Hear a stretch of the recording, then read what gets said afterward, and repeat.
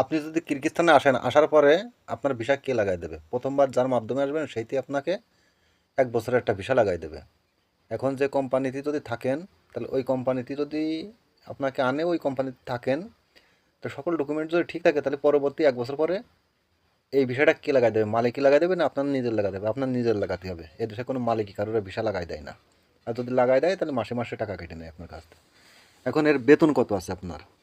আপনি যদি একটা অপারেটর গার্মেন্টস সেক্টরে আসেন, একটা অপারেটারে, তাহলে এই অপারেটারের বেতন যদি মাসিক হিসেবে কাজ করেন, তাহলে $450, সবচেয়ে উচ্চ হয়তো $500 হতেই পারে। আর যদি কোনো স্টেশনে আসেন, অন্য অন্য কাজে আসেন, সেটা হচ্ছে মানে কত কিরাম হবে সেইটা যদি শ্রমের হিসেব করা হয়, তাহলে 35,000 শ্রম আছে, 30,000 শ্রম আছে, অথবা 40,000 শ্রম আছে, 45,000 শ্রম আছে, এই রকমের। এবার এই শ্রমে তাই কয় টাকা, মানে 1 টাকায় কয় টাকায়, এক শ্রমে কয় মানে বাংলাদেশে কয় টাকা হয়? 1 টাকা 40 পয়সা হয়, অর্থাৎ 1,000 টাকায় আপনার হবে 1,400 টাকা। এইবার যদি আপনি ভিসা যদি লাগাতে হয়, তাহলে আপনার সর্বনিম্ন 80,000-এর থেকে 90-95,000 টাকা ধরতে পারেন আপনি।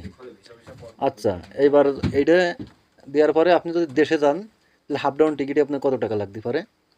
ধরেন 1 বছর পরে আপনার নিজের তো বিষয়টা লাগাই নিতে হবে। হাফ ডাউনে আপনার লাগবে সর্বনিম্ন 2 লাখ টাকা ধরতে হবে। যাতে 1 লাখ, আসতে 1 লাখ।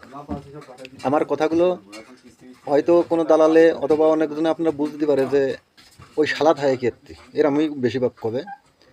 এখন আমি থাই কেত্তি, আমি তো চলেই আইছি। আর আপনাদের আসার পরে কী হবে সেই সমস্ত বিষয় নিয়ে আমি কথা বলতেছি। আপনারা আসেন, আমার এতে কোনো আপত্তি নেই। কারণ আমার বাপের দেশ না, আর আমার টাকা আপনি নেবেন না, আমার ইনকাম আপনি খাবেন না। এই জায়গা সবচেয়ে মর্মান্তিক কথা হচ্ছে কি যে ও রয়েছে কীর্তি, আমি আপনাকে ফ্রিভাবে আমি সত্য কথাগুলো বলতেছি, আর ও আপনার টাকা নিয়ে মিথ্যে কথা বলবে। আমারটা ফ্রি সার্ভিস, আমার কথা আপনার ভালো লাগবে না।